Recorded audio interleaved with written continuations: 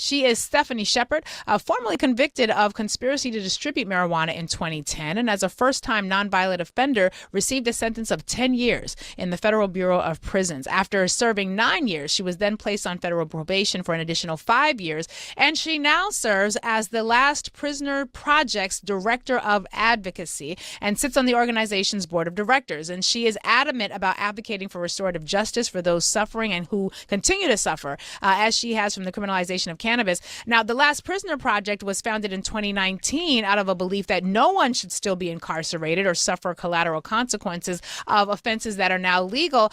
Stephanie, it's a real pleasure to have you here. Thank you so much for being with us today. Hi, thank you for having me. Thank you, man. First of all, I just want to say this is a real story of taking a really bad situation and turning it into something very powerful from which the community is going to continue to benefit. Talk to us about your transition from being incarcerated to being now in a position of power at this organization that's advocating on behalf of people who, like yourself, were suffering from the criminalization of cannabis in this country. Yeah, I really didn't have a choice. I Mm, really didn't have a choice when I got out. Um, I was now a felon. I was facing new obstacles, new challenges of getting housing and getting employment with this title. But mm. at the same time that I'm facing these obstacles, I'm seeing this new industry that's appeared, and that's grown. And I'm happy it's grown, but consider someone who's just getting out of prison after 9 years, but I'm seeing billboards and I'm seeing, dispensaries, and I had no choice. It ignited something in me. My blood was boiling Mm. just seeing this, but knowing that where I had just come from and where so many thousands of people still sit today. You know, I have often wondered what it must be like to have had to serve time for cannabis and now see people making billions of dollars. Like, to me, it would drive me insane. I cannot imagine the levels of frustration. And considering the fact that this organization was founded in 2019, that is an indication that this is still a problem. We have people who are still serving time incarcerated for things that people, many of them in the same state, are now making buku dollars and business plans off of. Can you talk to us about what the conversation is like within the community of folks who have experienced incarceration? What is the conversation like within those spaces when you see the contradiction between jail or financial profit and riches, depending on whether or not you have the complexion for the protection, or if you have the insight and the contacts that are going to allow you to be able to navigate the criminality or the potential for criminality, as opposed to the potential for financial gain? It's very difficult, and the conversations are the same as what I had with myself when I got out. We have so many great advocates who we've helped get out who are now using their voices, um, having that same fire in them Mm. that I had. It's interesting. There's certain circles, certain conferences where when a deal is made, they hit a gong. Wow. And the first time I went to a conference that did that, I just kept hearing this dong dong. And I was like, what is that? Wow. And through walking through the conference, I saw what it was. And every time a deal is made, somebody rings that gong and everyone cheers. And Mm. that was quite triggering for me, just getting out and seeing that and Mm. knowing just how much more work we have to do in this space. Just Yeah. I did not think it was going to. We are 5 years, almost 6 years into this fight as an organization. And that's really not a long time when Yeah. you think about how long it took for the situation to get out of hand like it is, to the Right. tune of 40,000 people being incarcerated for the very same plant that I could have delivered to my front door right now because there's a dispensary across the street. Oh my God. So having that as a motivator, I try not to get bitter about it because it's a wonderful industry Mm, and there is space in it for everyone. But as a motivator, I see the industry as it is, and growing, and loving seeing, my Black and brown women getting involved, and just everyone can have a space. mm, And that's a motivator for me. So I never down the industry. I love it, but it has to join in the fight because we wouldn't have an industry if it weren't for people, right. like Ricardo Ashmead and Michael Woods and Ishmael Lyra and all of these people who are serving heinous sentences. So when we during the Biden administration, there were some pardons that were issued. There were some announcements that they were no longer going to be incarcerating people at the federal level for cannabis.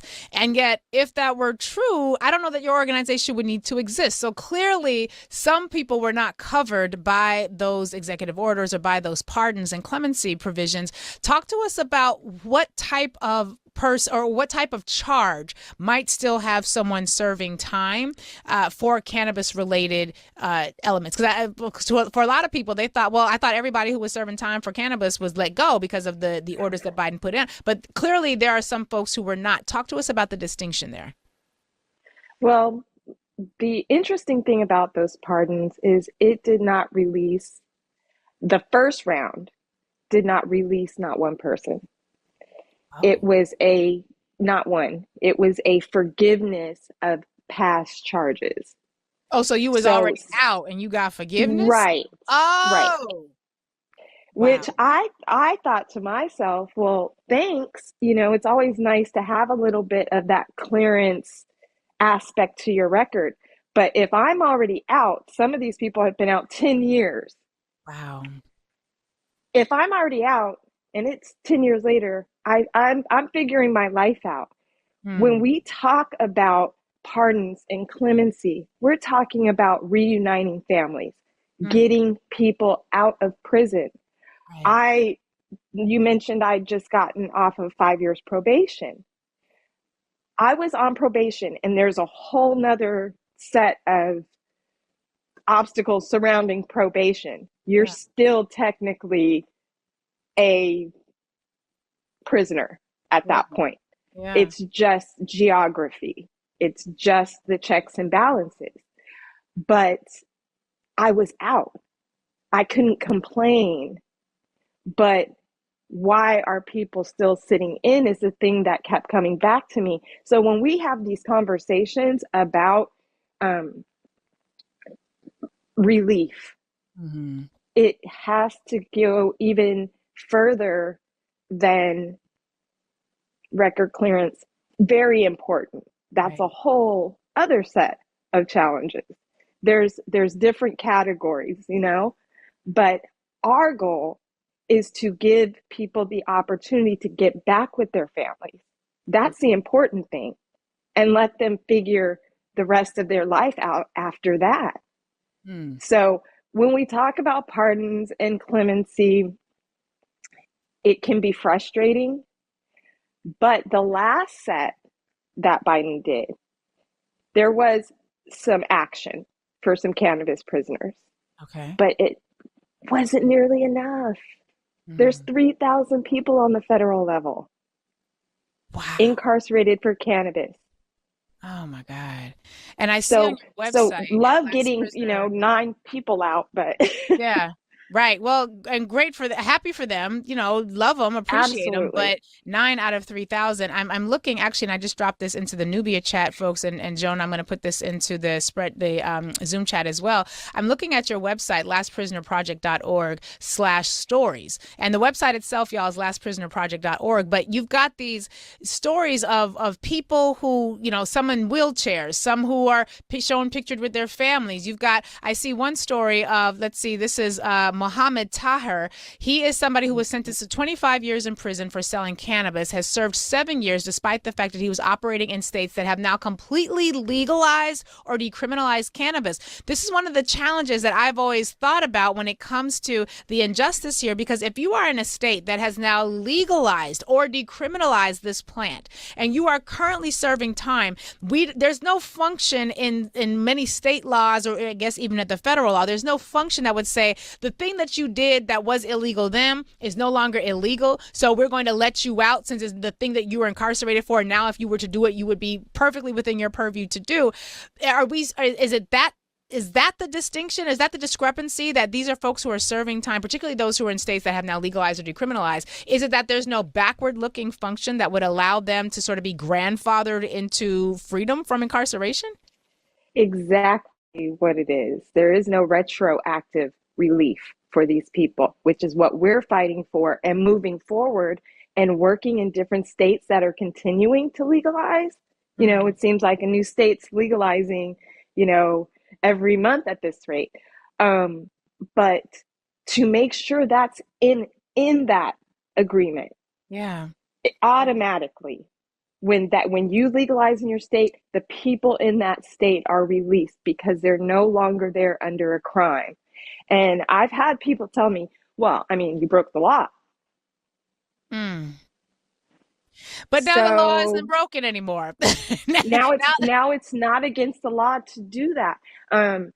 At the very most, a fine for not having a license if you get caught, maybe something like that. I have tons of people in my area that set up stands on the weekends, selling tacos and different things. It should be the same situation. Right. If you don't have a license, you get a fine. Right. If you get caught selling weed without a license, you get a fine. No more of this life sentence stuff. Yeah. You've Um, seen people with 25 years, 30 years, 20 years. oh, we have life. We have lifers. Michael Woods is serving life. My God. Ishmael Lira serving life. Mm. Parker Coleman, 60 years. Now, we are in an environment right now where legislatively, particularly at the federal level, because I'm imagining some of these are federal cases and some may as well be state level cases. And in the state by state fight, we've had a number of advocates come on here who have talked about having not just a legalization program, but a social equity component built into legalization. So, for example, I'm here in the city of New York, and the way that it rolled out here was we're going to have a social equity component, and it made the program roll out a lot slower in the New York State area. I'm not going to act like it was the fastest to get out the gate, but they were really trying to make sure that the communities that had been most harmed by cannabis criminality were going to be able to benefit in ways that were equitable, considering they didn't have the tens of thousands of dollars to put down for a lease for a brick and mortar dispensary. They may not have had, they may have, because of the record, not been able to even be considered for licensing. And so making sure that there's a social equity component is so important. But is there, in light of the current administration that we're in right now, is there any legislation at the federal level that we can be fighting for as well? Are there any allies, even though this administration is what it is? I know, for example, Matt Gaetz, when he was put up as the nominee for the department to lead the Department of Justice, even though that ultimately fell apart, he's actually very pro-cannabis. So are you seeing anything at the federal level that we could all be galvanizing around to make sure that these folks who are still serving time for the same plant that people are getting rich off of, that they would have a shot as well? There's always a bright light at the end of these tunnels. We are a nonpartisan organization, so we have a duty to work with whatever administration is, regardless of my personal beliefs or anything else. Right. And that's a struggle. Don't get me wrong. That is a huge I'm right struggle. there with you. When I'm not on these airwaves and I run a law center, and I get it. I get it. Yeah. So having to put that aside and continue the work. It's funny you mentioned Mota here, because I spoke with him yesterday, and there's no way that I can then do everything I can, Mm. short of, that within my mental health, to Right. work with this administration. The good thing about it is we have a Unity Day coming up in DC. We did it last year. We'll be doing it again this year at the end of April. Mm. Um, and it's encompassing so many different groups, from DPA to marijuana justice, a ton of groups, and both sides of the aisle. Mm. And that's something that wasn't really a priority last year, Yeah. but it's become more of a priority this year to Huh. work with both sides of the aisle. Hmm. And people are stepping forward. Cannabis is one of these things, one of the largest areas where both sides agree. Yeah. 75% of Americans don't think that people should be incarcerated for cannabis. Mm. More people want cannabis legalized in this country than ever before. So that's a bright side. That's definitely a plus. And there are people, like you mentioned, Matt Gates, but we also have Ilhan Omar, and there's many people who see this not only as a cannabis issue, it's just a justice issue. Right. So that legislation, because I know we only have just a moment or two left now, is there a specific bill? Because this is a very active audience, and so if you tell us that this is the bill number, and this is the bill number in the Senate, this is the bill number in the House, we will call. One thing we gonna do is this audience gonna call, we gonna write, we gonna get on our 5 calls app, we gonna do what's necessary. Is there a specific piece of legislation that's currently pending that we should be supporting, or give us some instructions as to how we can activate so that we can support? Because as I'm looking at this website, and then every week I'm like, we got somebody on here who's either talking about medicinal benefits of cannabis or how we're all gonna get rich off of cannabis, and it's heartbreaking to see these pictures and these faces and these families who are impacted by this. So give us some marching orders. How can we activate to support your work? Absolutely. If anybody's able to join Unity Week this upcoming go round, I advise you to do so. But the easiest way is to go to our website, which is www.lastprisonerproject.org. Go to our Take Action page. Mm-hmm. There's so many ways to get started in being involved, Yeah. from the Pardons to Progress campaign. There's different avenues. We're having a gala honoring our constituents in New York. Last year we had it. We're going to have it again this year. Just get involved, but that's the best way. That's where all the information is, the bills you can sign, the campaigns you can be a part of. Instagram, like social, before I went to prison, Instagram wasn't, it was barely getting started. Yeah. People were still iffy about it. I get out and it's the main media platform. Right. So even sharing a post with a statistic or sharing a post about a bill is important. And there's so much going on right now in this world, less only this current administration. It's hard to make this a priority Mm. for them. Mm. Yeah. Do you know what I'm saying? So Yeah. pushing and letting them know that this is a priority for you. Some days I'll just randomly call a representative Mm. on my own. Just Yeah. I got some time to kill today. Yeah. Let me shoot off this email very quickly to keep it top of mind. Don't let it get bogged down behind tariffs and Right. war plans and all of these Right. things. Right. We have to continue to let people know, well, this is something easy you guys can do. Let's check this off. Let's cross it off our list. Yes. Cannabis prisoners. We don't need to keep arguing that people shouldn't be away from their families for a life sentence, a sentence that someone could come in here and choke me right now and wouldn't get the sentence that Right. Michael Woods has. And hypocrisy at its worst. So I see here that the events, you have Cannabis Unity Week of Action in Washington, D.C. from April 29th until May 1st. You all can go to lastprisonerproject.org. And once you're there, you hit that take action button. It's the third menu item from the right or from the left, reading from left to right. And you can take action. There's a letter writing program. They are the LPP Gala. Let's see, when is your gala? You're still selling tickets for the gala coming soon, October 15th. They haven't even started. Yeah, they haven't even look at started. that. We giving y'all some advertising. Y'all go to the gala. If you're here in New York, you can be on October 15th, 2025.